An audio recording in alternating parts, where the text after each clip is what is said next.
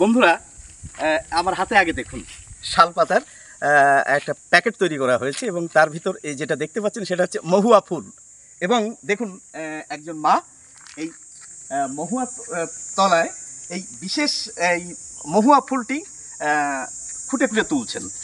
এবং একটু ক্যামেরাম্যানকে বলবো এইদিকে আসুন, এই দেখুন এই পাত্র ভর্তি করে রাখা হয়েছে মহুয়া ফুল, দেখেছেন? এইগুলো হচ্ছে একদম টাটকা, আজকে ঝরে পড়েছে।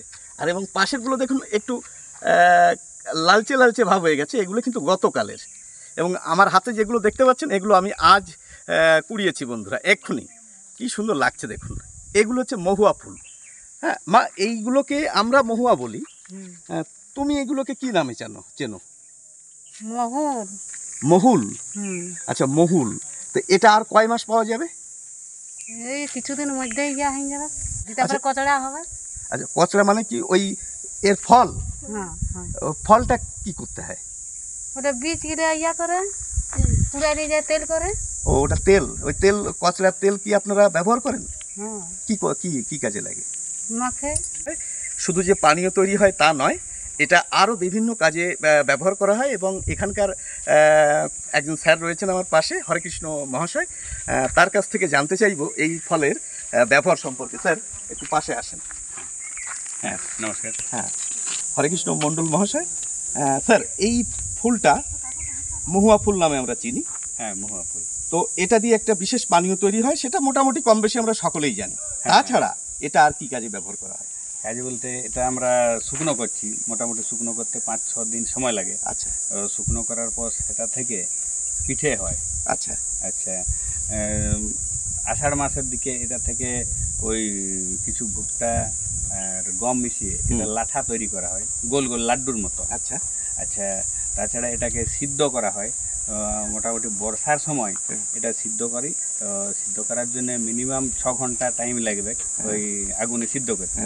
এবং তার সঙ্গে মেশানো হয় তেঁতুলের বীজ, আচ্ছা, গম, কিছু ভুট্টা আর সিমের বীজ আর ছোলা, যেটা বুট বলছে, ছোলা, গোটা ছোলা, এরকম সব মিশিয়ে জলের সাথে মাখিয়ে মোটামুটি 6 ঘন্টা সিদ্ধ করছি। 6 ঘন্টা সিদ্ধ করার পর সেখানে দেখা যাবে যে অত্যন্ত সুস্বাদু একটা খাবার হচ্ছে। এবং সেটা আমরা বর্ষার সময় ওই জমিতে ধান লাগানোর সময় যখন যাই তখন কিন্তু মুড়ি দিয়ে আমরা সবাই মহানন্দে খাই। আচ্ছা, আমি একটু জানিয়ে রাখি, ওই হরেকৃষ্ণ মণ্ডল এই যে স্যারের কথা বলছি, ইনার বাড়ি কিন্তু এই জঙ্গলমহলের বাঁকুড়া জেলায়।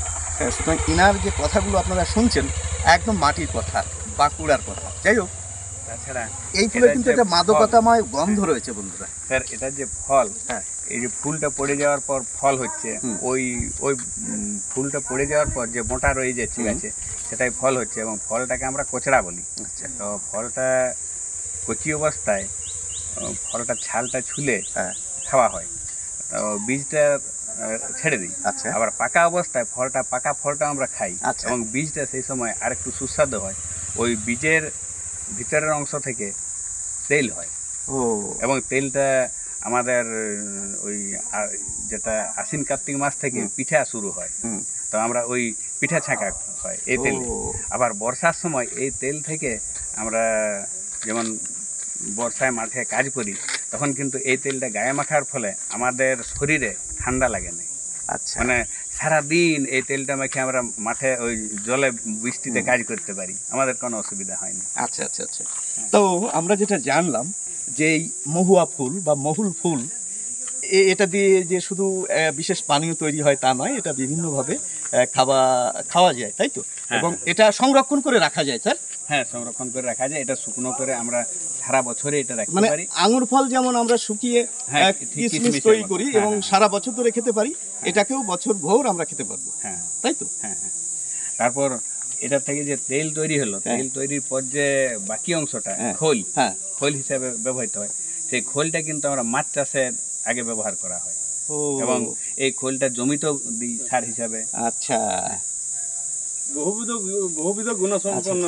যাই হোক, এবং আমার পাশে রয়েছেন পরিতোষ মুর্মু মহাশয়, ইনিও কিন্তু একজন মাস্টারমশাই এবং এনার বাড়িও কিন্তু এই বাঁকুড়ায় বন্ধুরা। তো স্যার বলুন, আমি তো শুনলাম যে এটা হচ্ছে পানীয় এবং বিভিন্ন ধরনের খাদ্য বস্তু খাদ্য তৈরি বস্তু হচ্ছে এবং এর ফলগুলোকে আমরা বলছি কচড়া। কোচড়া, গ্রাম্য ভাষায় যেটি হ্যাঁ। বলা হচ্ছে কোচড়া। তো আর কতদিন পাওয়া যাবে এটা? এটা জ্যৈষ্ঠ মাস পর্যন্ত, ও বিভিন্ন গাছে বিভিন্ন বিভিন্ন সময়। সময়ে। আচ্ছা, আর্লিগুলো আর্লিতে পাওয়া যাবে, আর যেটা লেট আসছে ফুল সেটা লেটে। এই যে গাছ দেখতে পাচ্ছি, হ্যাঁ, হ্যাঁ, এটাই। আচ্ছা এই গাছের কাঠ কোনো বিশেষ দামি কাঠ নাকি? দামি কাঠ। ও মহুয়া গাছের প্রতিটা জিনিসেই দামি। আচ্ছা আচ্ছা।